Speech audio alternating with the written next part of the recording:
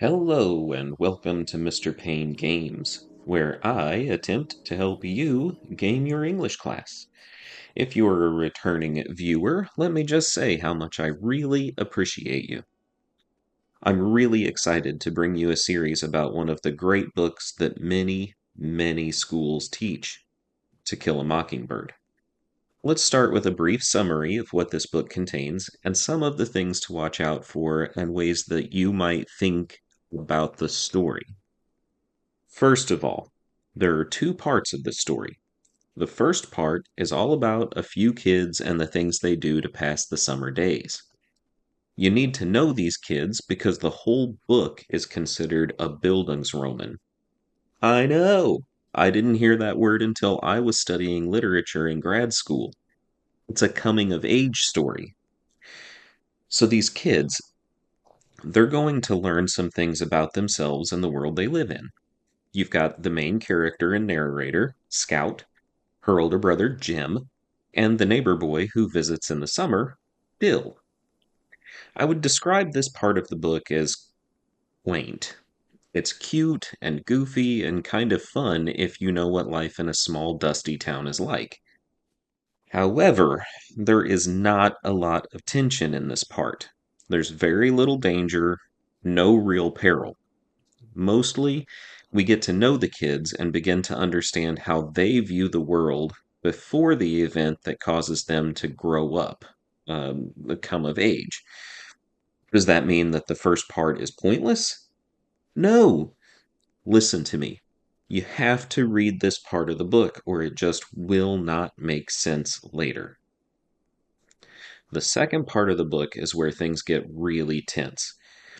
In short, Scout's father, Atticus, is a lawyer who's acting as the defense attorney for a man who's accused of raping a young woman.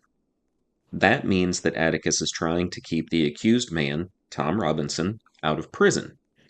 And at this historical point in time, Atticus may also be trying to keep Tom alive. I don't think it goes too far to explain that Tom is a black man and the woman who accuses him of rape is white.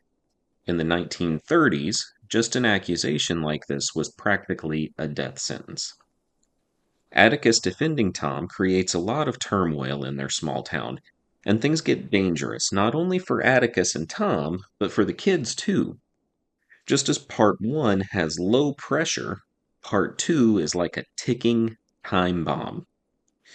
And that's about all you need to know about the story in broad strokes. Now, here are some things to keep in mind. Thinking about these things might help you connect with the story in more meaningful ways. First of all, this story is obviously about race and racism, especially during the 1930s, so you can pay close attention to how characters are portrayed, whether they are white or black. That's the easy one, and ultimately, the book tries to show that racism is destructive, a concept that I think most people are pretty familiar with at this point.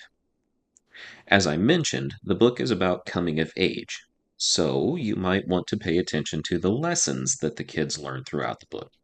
That's especially true for Scout.